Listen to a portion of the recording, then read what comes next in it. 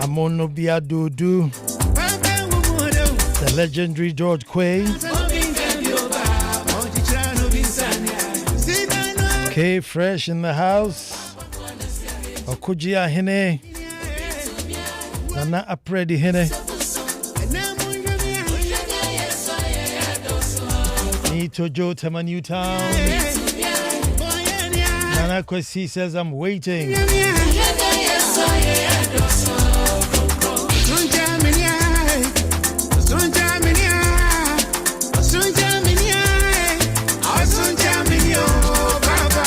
Greetings to you, Dr. Dapa, Evelyn Yamwa in Gulf City, Lawyer Martin Pebu,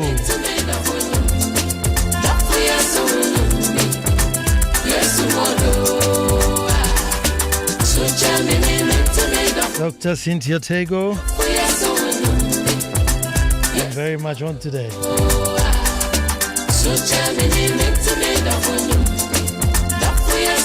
Akwamunifa Adonting, Nana Jano Drudapa, tuned in. Joe Dido in Afienya, Sterling connected from Osu.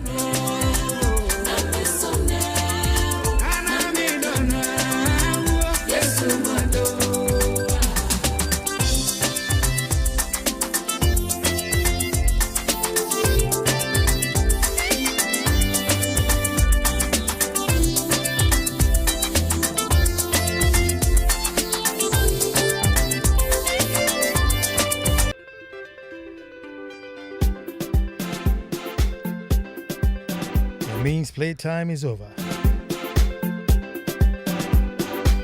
Kwame Adom, thanks for tuning in.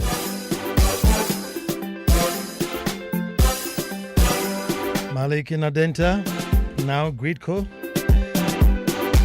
Ever faithful, ever sure. Alfred Nazer, I see you.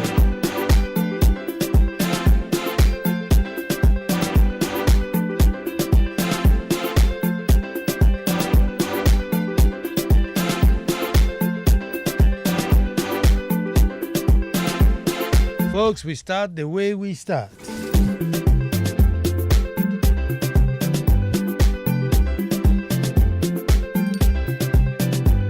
Until the lions have their own historians, the tales of hunting would always glorify the hunter. And you know, I'll say that again.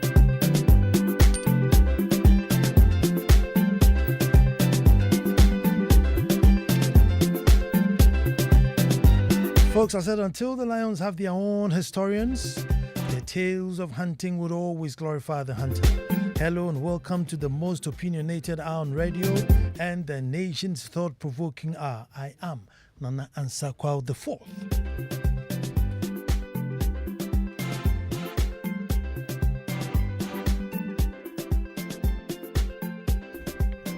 I am Nana Ansah Kwao IV, Chief of the Little Republic of Akwemu Edumasa. And I say thank God it's Monday. Another beautiful opportunity given us to meet up and love Ghana. To meet up and discuss Ghana.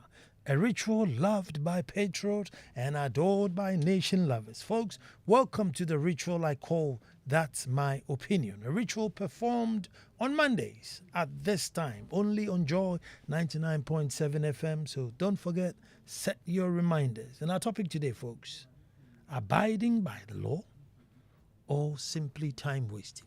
Abiding by the law or simply time wasting? Folks, let's all gather and make truth good. And simply, let me just start by saying, I decided to test the law. Simple. I decided to test the law. So on the 17th of June, right, last Tuesday, I was driving from Adenta Medina towards Lagos, so coming into Accra. Right at about 10:30 a.m., as I drove through the lights at the Presec UPSA junction, it turned amber when I was in the box. So I carried on. There was another car to my left, and we just rolled on. I mean, nobody was sort of in a hurry. It was just one of those mornings where It was a busy road, so we were plodding along. Not long, police motorbike, GP 5545, with a pylon rider, policewoman with no helmet, signaled that myself and the other car should stop. And initially I was thinking, why? Traffic was busy, but was kind of moving, So when it finally came to a stop, she came and asked me for my driver's license, looked for it, and found it, gave it to her. She took it and said, "Follow me. You went through red light." Pardon? I was shocked. Without a word, I followed them, still on the bike as a pylon, with no helmet. We got to the Legon police station. She beckoned us to park. We followed her to the station. She handed over the driver's license to the gentleman behind the desk. He was in mufti, so I can't tell the rank. And she said, "Red light, car number, so and so." And then the second one too, same, red light, and then she said the car number. She hopped back on the bike, breaking the law with no helmet, and left. I just waited patiently. I decided to test the law, the BCBNC. And so I'm crying and I'm. It got to my turn and the gentleman said, "I'm going to process you for court." I said, "Okay. Are you ready to go to court?" I said, "Yes." She said, "Step outside for a few minutes." I obeyed. A few minutes later, I was called back in. This time he says, "Since you have gone through red light, I have to add 3 more charges." I said, "Okay."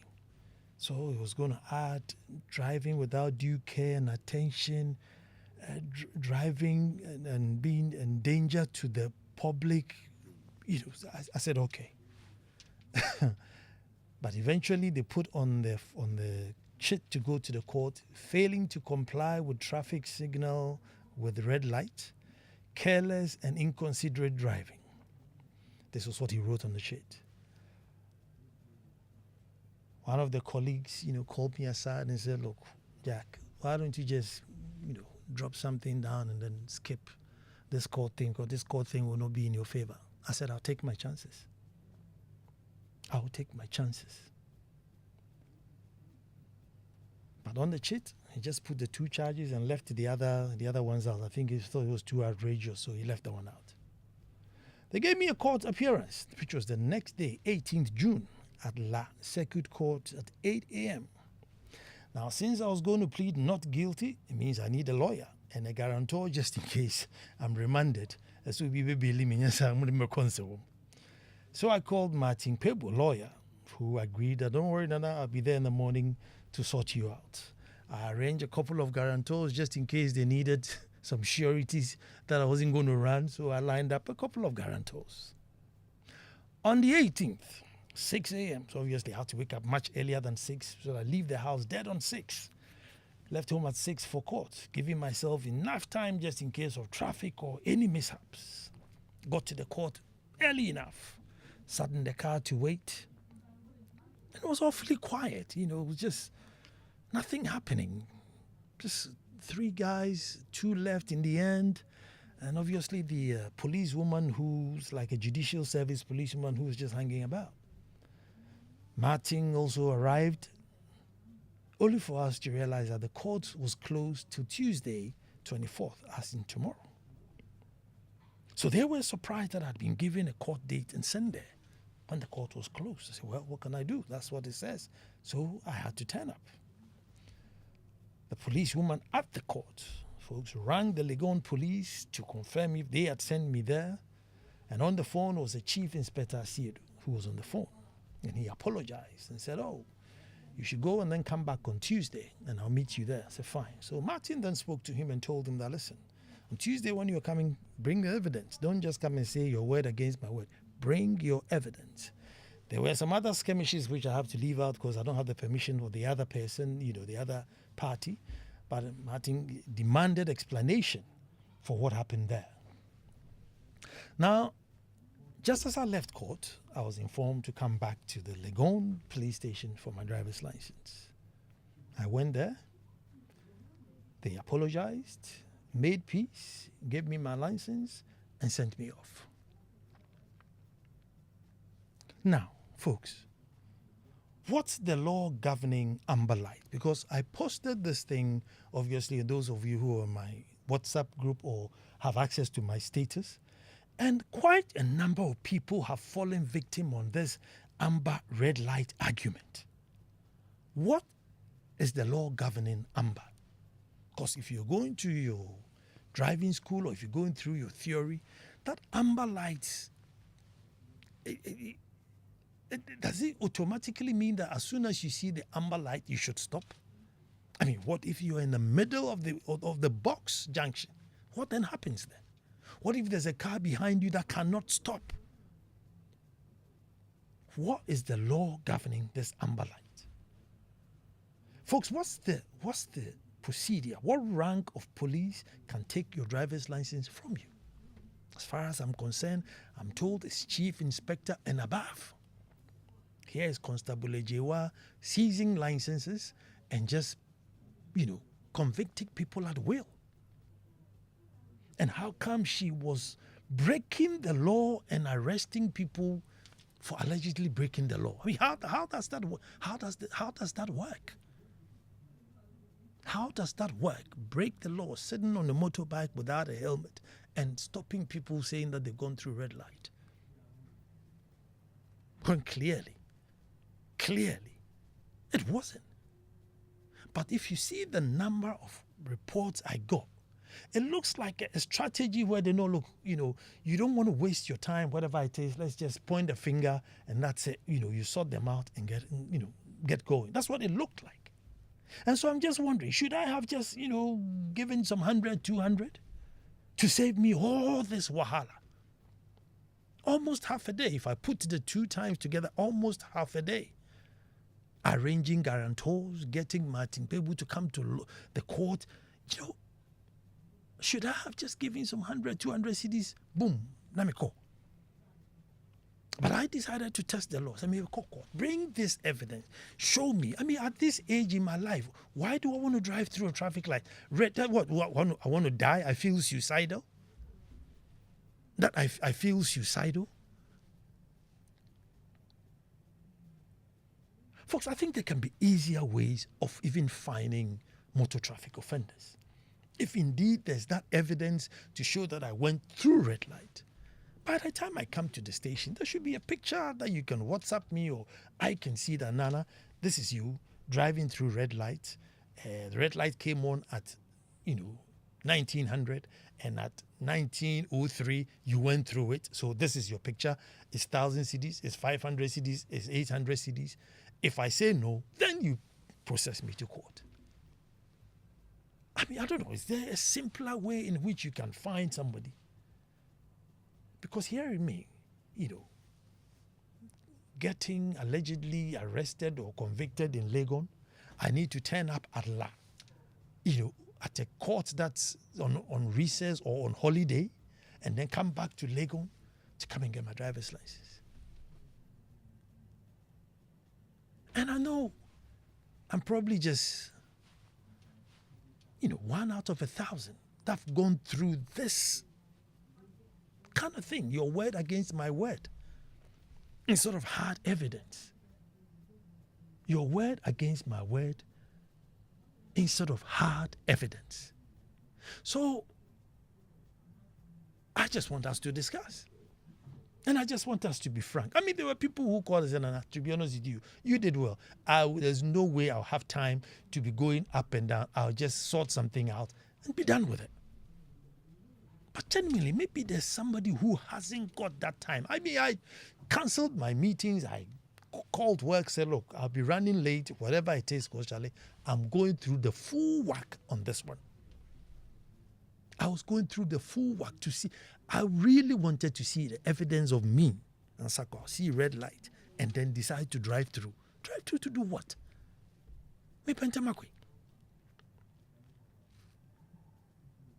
And why would a police officer who hasn't got a helmet be asked to start at the traffic light to arrest traffic offenders? I don't even know which one is serious, riding without a helmet or riding through red light. Which one is serious? It's probably at par. is probably at par. It's straight. And there's been so many stories that have come out since I, experienced this and decided to share it. And so I'm hoping that the police fraternity, those at the top, I don't think it's a major thing. I mean, I don't want to bastardize the police to say everything the police does is wrong. No. All throughout, when I went there, they did not recognize me, but still they were very polite. Day two, when I came, they had recognized me. They were extra polite. So I don't want to come here and say, oh, they were rude in the police. We can't say, no. Anyway, I did not provoke anybody. I didn't say anything, so I didn't even give anybody the chance to be rude or not. So I won't stand here and say, oh, they were rude. No, they were not. They were not. I think they were quite courteous. It's just that the way they were going about it was quite funny. You are sitting by the desk. The woman comes and says, red light, car number so and so. And you said, I'm driving inconsiderate, careless and this and undue care and attention. Folks,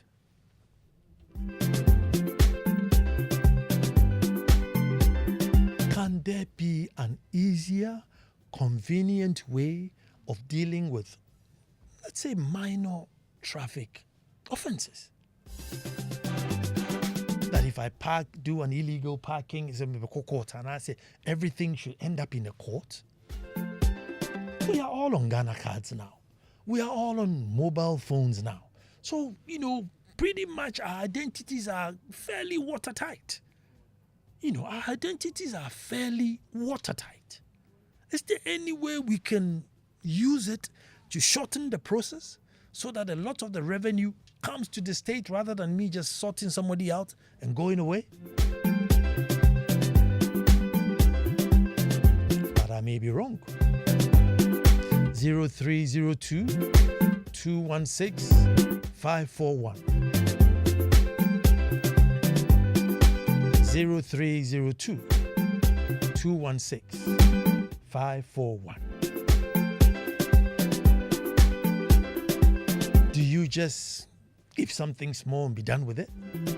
Or do you just dedicate half a day and say, that's it? But I said half a day. Can you imagine if the court had sat that day? Probably would have been a day and a half. I don't know. I don't know. But imagine the court had sat that day. It probably would have dragged on a bit more. But in the meantime, Nana Kwesi is on the line. Hello, Nana Kwesi. Nana. Yes, sir. No, I love you, okay? And I love you, okay? I hear you and I love you straight back, man. You have no idea how happy I am of the topic for discussion this evening. See, I've experienced it, my people have experienced it, and it's the way you like you, Nana. We are lucky, they even told you say they were processing you for court and gave you a date. See, some of them they realize how you want to go through it, and just like you said, the person will take you to the office and say you've done this, and then the person will leave. They will not approach you or say anything. You're sitting there,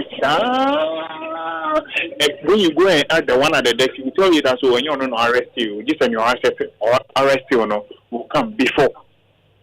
And you have, Nana, so this issue you are talking about is not to the, I always say that putting the policing out on some sort of operation to make sure that people are abiding by the road regulation is just making avenue for them to extort money from people.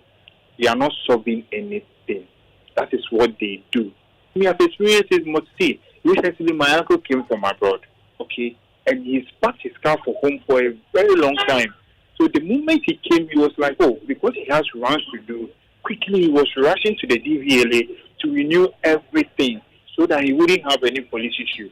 Nana, the car is there. You could see that this is a car that's been parked for long ago. We are going, and these police officers stopped us, and they checked his details, and they realized that, oh, the insurance and the road royalty has expired. And he said, oh, yes, I'm just coming back from outside, but I have runs to do, so I'm on my way going to the DVLA right now to renew all of these things.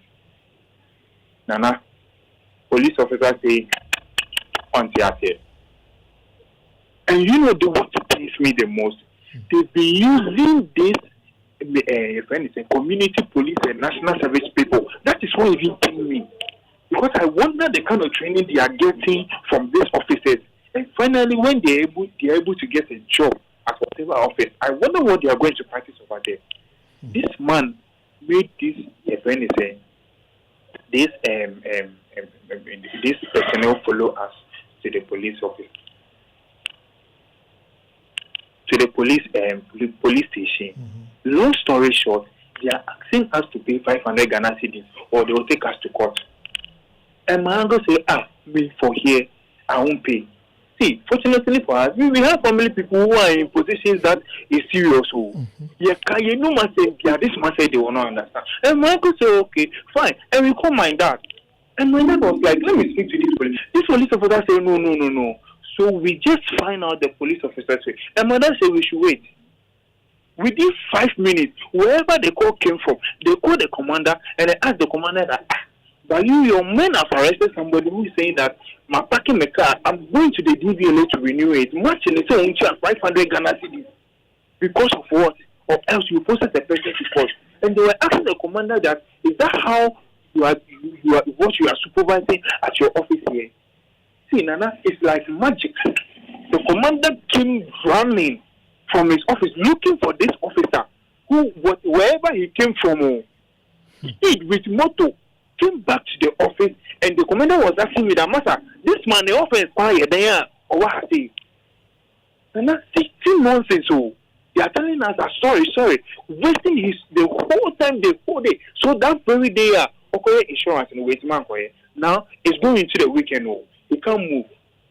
Nana, me myself, I've experienced this brat. If you do me, if I have not done anything and you are doing me your work, I won't say anything. I'll just call who I have to call. And then they will ask you questions. Police will stop me. He said this, and they will do. Sometimes, Nana, my details are valid. Police, check me. I've not jumped red light. I've not done anything. Check me and let me go. No idea we're not in now. You pay 20 minutes, not police in them. You go and ask them, they not the way for me. Are you the one to tell me how to do my work? Can you imagine? This nonsense. Nana, I've been saying that, look, if we want to catch these people, it's simple. You say you want us to test the law. Let's use, see, this one for free. You identify me. My details are invalid. Let me intentionally say I'm driving or riding, or let me intentionally even jump the red light, or if it's the amber light. Let the police catch me, and let's see if they take me through the right process. We will catch all of them. We can do something at DVLA, at passport office. All of these people, we will catch them. It's simple. Nana, simple solution. Thank you very much. This was from Nana Inspector. Nana, I've been caught at the same point. And once you refuse to pay the bribe, they summon you to the traffic court at La, which I attended and paid a fine after explaining myself eloquently to the magistrate as I wasn't going to give them a penny. There's always at that point, they are always at that point, and I'm convinced they make a lot of money there. They are outrageous. They expect you to reverse in that big junction box, then you go forward in the amber light. Nana from Spinkters. And on the phone is Bright. Hello, Bright. Hello, Nana. Yes, sir. Good evening. Good evening. You know, Nana, this is really fun because I've got to same audio just about it, and it's crazy. Funny enough, the traffic lights I'm being accused of jumping, I was part of the guys who programmed that. I know how it.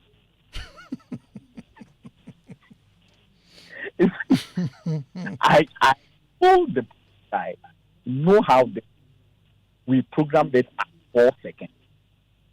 So the green light will blink for 4 seconds. For the amber, then I go. Or the red will come on. It blinked at I crossed this I stay at Dam the pedal. There was a car behind me.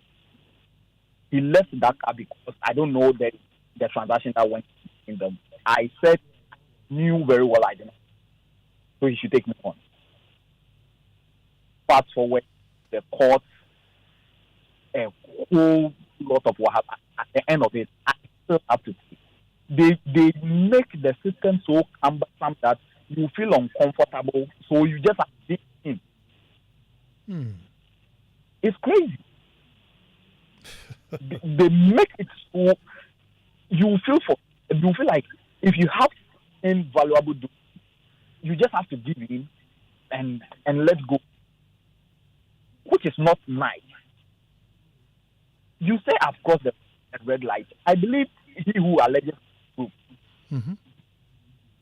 but the police doesn't have any proof. There are cameras. They tell you to go through a whole process. Provide the video of me crossing the red light, and I will gladly accept and pay the fine. Sometimes, Nana, even you look at what they putting you through. Look at the ordinary, then look at the ordinary people driving on the street. When you get to the court, it's intimidating. No prosecutor is shouting on you. They're all kinds of nonsense. It's sad. It's really, really sad, Nana. Thanks. God be our helper. Yes, God be our helper. But let me make this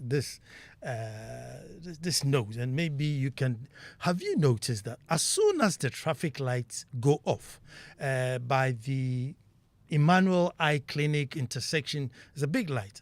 As soon as it goes off, some boys come with the branches, and they are the ones that direct the traffic. Ironically, when the lights are on, the police are there with their bikes to make sure we don't go through amber. When the lights go off, then the boys come. I don't know where they are. I don't know if there's the same boys who are selling, but they are directing the traffic with the bush. And then when you stop, man, Bibi Kakra, give me something small. So ironic. But Afi is in Adenta. Hello, Afi. Hello, good evening, Nana. Good evening. I'm so glad you are touching on this topic today. In fact, Ghana police now, I don't know what to say. It's becoming a shameful kind of situation. Last week, I think it was Thursday or so, I was driving from Medina, and so while I got to the, is it Protect? Yes, Protect traffic light. Yeah. You know, that traffic light, you have to branch to UPSA, then you go straight towards Legon. That's correct, yeah. So I was branching to UPSA, and at the time I got to the traffic light, there was no sign. It was blank, kind of dead. Meanwhile, the other three lights, you know, there are 4 lights there. Yeah. The other 3 lights were green. So at the time I turned, my light, the light that's supposed to direct me to turn to the UPSA, had no light.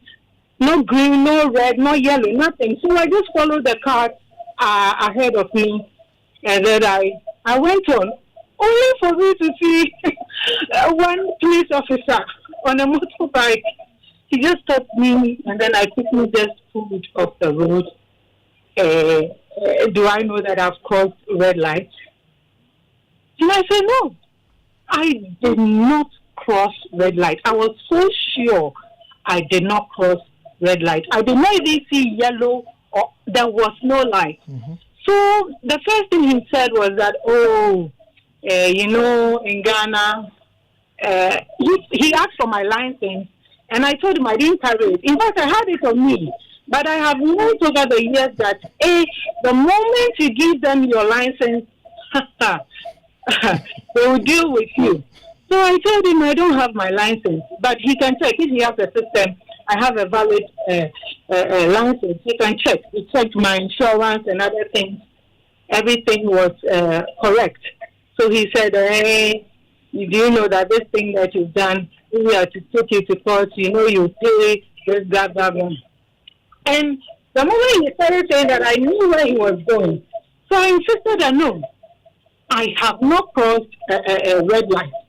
So he said no, he wants to show me. So I got down, I put off my engine and then got down, walked to the side where we could see the traffic lights. When we go there, lo and behold, the 3 green lights that will lead you to Legon were green. The one that will branch to UTSA, nothing. It was after a while before you could see the amber, then the green. So then I realized that, yes, indeed, I did not see any light. To cut a long story short, I insisted. That was one of the days I was foaming on my lips because I said that no, I will not give any money to these police officers. Then they now said that they will take me to the station. I said, I'm not following them. They should show me the video. They should show me the video that captured me crossing red light. I'm not going. They said, unless they put me in handcuffs. Then they said that, oh, they can't handcuff me because it's not a criminal. I said, okay, fine, but I will not willingly follow them because I know I did not cross a red light.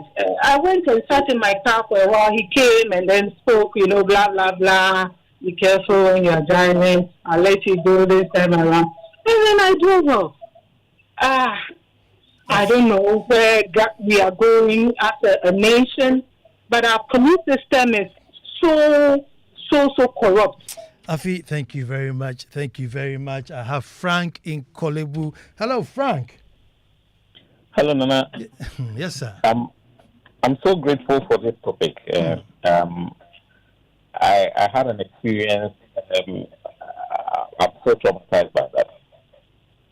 So basically, somebody was doing some work for us, and we needed to go and sort them out. We're moving to Kaswa. Then I was driving with my wife and then my daughter at the back. We saw somebody trying to flag us because somebody was crossing the road. And it's like, this is a highway, so why would anybody want to even cross at this stage? And then you have somebody trying to stop you. If I stop, somebody can hit me. So I had to veer off and then pass. 2-3 minutes later, a motor pulls up by me with a policeman and one of these little people who started recording the whole encounter right away. And he said I should pull over. I'm like, why? What have I done? Is there a problem? I said, you pull over. You pull over. I'm a policeman. If I say pull over, you pull over. So I had to move from the inner lane to the outer lane. And he said I have crossed a red line. So I asked my wife, did you see any traffic light there? There was no traffic light. The traffic light we passed was like about 2-3 minutes before. So, and it was green. So I don't understand. It was a traffic light, a working traffic light. The guy said, yes, I crossed it. I think, can I see a video of it or evidence? Oh, we will show you the evidence if you go to the station with us. What is all this? So all you need to do is to just accuse somebody and then you expect that the person will leave whatever he's doing and then follow you. If you show me evidence right now, because my wife was here, never saw this. So how come you saw it? We didn't see it. And from where you are standing, how did you see that we have crossed the traffic light? Then another policewoman comes and they said that, oh, we ran over somebody and so we have to go to the police station. It's like, my car ran over somebody and I didn't see it, but you saw it. And this woman could swear that I have run over somebody. So then I said, so you are, these officers, you are supposed to uphold the law, and you come and just accuse people that have done nothing. Is it because you want me to pay something? If you want me to pay something, forget it. Not a dime. Eventually, they brought somebody that I should go to FCC police station, which I went with them, wrote a statement, and then the officer there was very nice, advising, the mistake you made was that when the policeman says, pull over, you don't question, you don't ask why. Which I still didn't agree, but eventually after a long wait, they said we should go. Then we left. So when we were coming back, like, let me look for. So was there a traffic light? No, there was no traffic light there. There was no traffic light. So it's like a policeman can concoct a story just because they want you to pay something. Then there's a problem.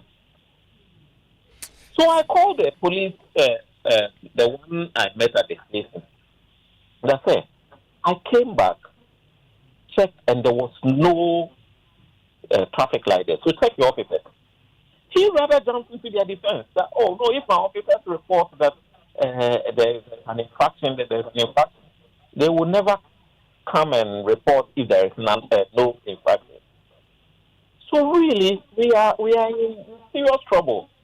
Thank you very much. That's the one thing. It's like the officer can just charge you, and then that's it. They don't need to provide any proof or any evidence. I said you went through red light, or I said you had this traffic infringement. You go and deal with it. That bit I find a bit unfair. You know, I don't want this as if we say every police officer is bad or no. But just this arbitrarily pointing a finger to say, yes, you follow me, you've done that. You follow me, you did this, and that's it. I don't have to prove. It's just my word against your word. Hondia. I'm going to Tamale because Imoro Al Hassan is there. Hello, Imoro. Hello, Nana. Good evening. Good evening. How is the day? Well, very good, my brother. It's not good from your story. Nana, I'm going to come from a different direction. Sure. Nana, I think that as Ghanaians, we have not sat down to look at ourselves very well. I think the whole economy, the whole institutions, departments, organizations, and those who don't even belong to them, we have a peculiar way of life that we ourselves dictate, we hate, but we love doing it. Tell me, in this department, organization, that you can just open a phone line and people will just be praising them and say they are doing well. That is our life. Talk about VRA. They are harassing us every day. They are intimidating us. They are bullying us. Go to the health sector. Go to the teaching sector. Police, military. Look at military. You can imagine what they have been doing to citizens. They can just go and attack a community, brutalize them, just because they feel they hold a gun. So everybody has a part to play. Look, the chiefs are also wise. They sell land multiple times to citizens. They bully the citizens. Government is like that. You entrust your economy to them and they think that they are for it for life. They give you every law they want. They pass any, tax and force you to pay it. So, in fact, Nana, let's look at it. Can we ever change it? Well, it is not possible. It must be possible. We have to keep trying. Now, this police tradition is all over. The police, MTTD, are always in front of the Martin the Pori School in Dansoman, harassing parents and other drivers passing by. Funny enough, at rush hour when kids are coming to school, taxi drivers and trotro drivers are never stopped. It's only those who are coming into school. Is it based on affordability? Big question.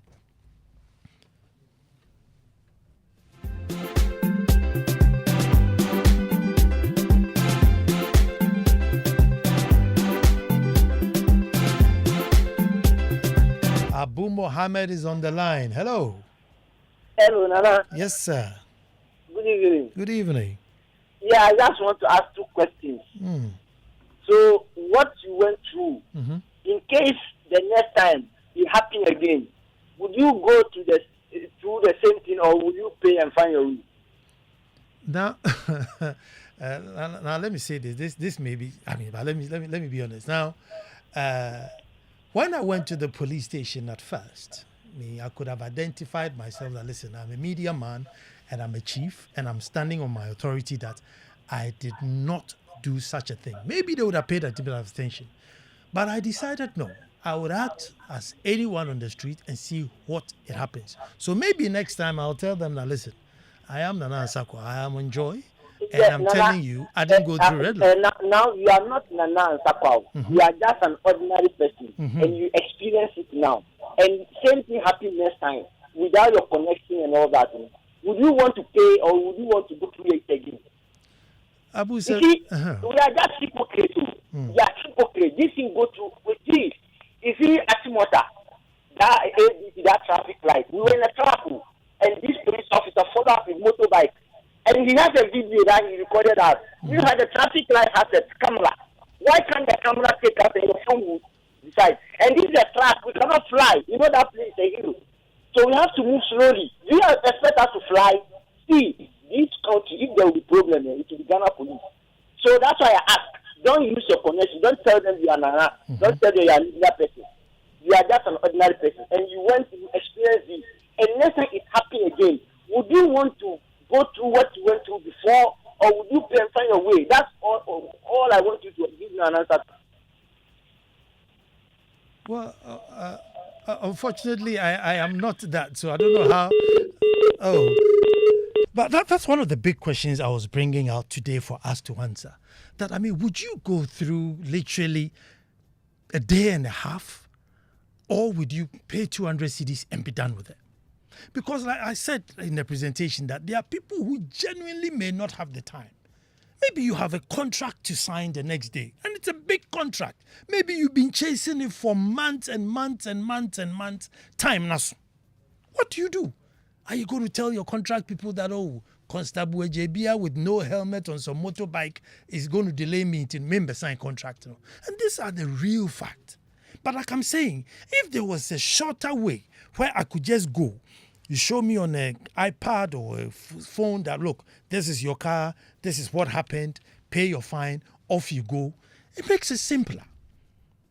But to just stay there and hang around and turn up the next day in court only for you to know that the court is not, it's a big decision. Do you just sort this guy out and go and think of your life? Or you just stand up and say, today I'm testing the law. So it's a real tough and hard question. But Papa Ansah is my last caller. Hello, Papa. Great scheme. Yes, sir. Papa. You see, you've tested the law. Abu Muhammad was asking you. You were ordinary Ghanaian and you tested the law. You were even lucky you got lawyer Martin Kwebu to follow you to the court. What about me, Papa Ansah? That's a big question. Great king.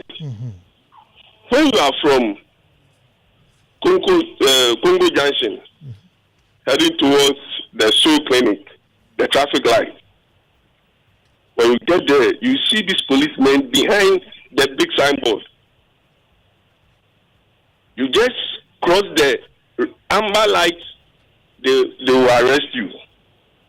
So one day, I've experienced those things. So one day, I parked and I asked the policeman, what are you doing behind this signboard? He said, oh, he was monitoring something. I said, no, you want to catch drivers. And you see, they will not arrest taxi driver or truck drivers, private drivers, because those places, they know it's a military zone. When we do this to ordinary Ghanaian, how do you expect us to respect the service?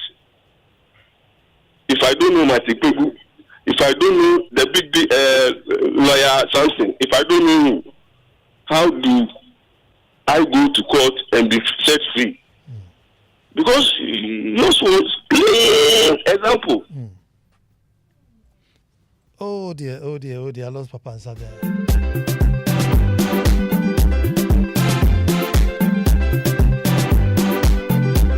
Ziggy, Anita, and Oliver, my able and capable international producers, always on the ones and twos. If you're not Nana Ansah Kwao, if you don't work for Joy FM, if you don't know Martin Pebu, would you just pay this 100 cedis and be done with it? Or will you stand up and test the law?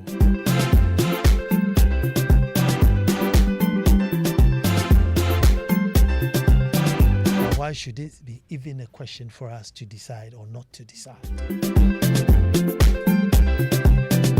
So to the IGPs and to the lawmakers,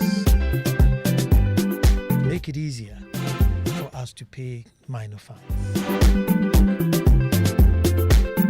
Every Monday we do this ritual. Kofi Hayford is right after me with some soul-setting songs, right after the news bulletin.